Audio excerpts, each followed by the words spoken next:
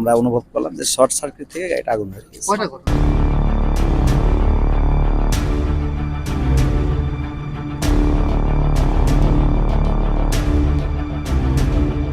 গজলডোবার নতুন ব্রিজ উদ্বোধনের কিছুদিনের মধ্যে দুর্ঘটনা। বৃহস্পতিবার বালি বোঝাই এক ডাম্পারে আচমকাই আগুন ধরে যায়। স্থানীয় সূত্রে খবর, এদিন সকালে আচমকাই নতুন ব্রিজে চলন্ত অবস্থায় একটি বালি বোঝাই ডাম্পারে আগুন লাগে। এরপরই আগুন দেখতে পেয়ে তড়িঘড়ি গাড়ি থামিয়ে নেমে যান চালক। আগুন লাগার খবর পেয়েই ঘটনাস্থলে আসে ভোরের আলো থানার পুলিশ ও দমকলের একটি ইঞ্জিন।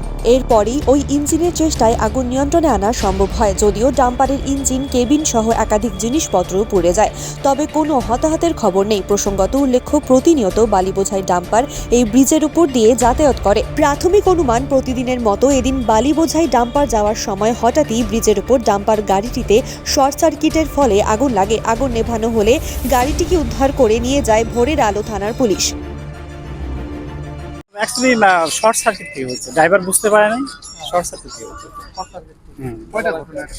এটা মোটামুটি ওই তো 11:30 নাগাদ।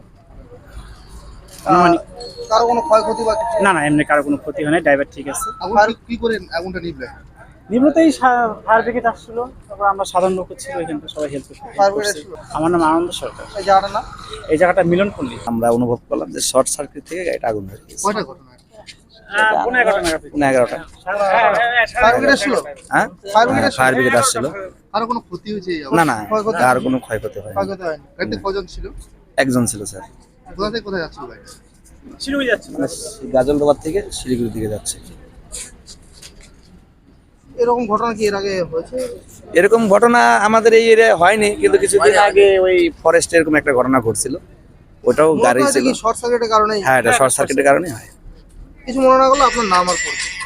আমার নাম বিনন্দ সরকার।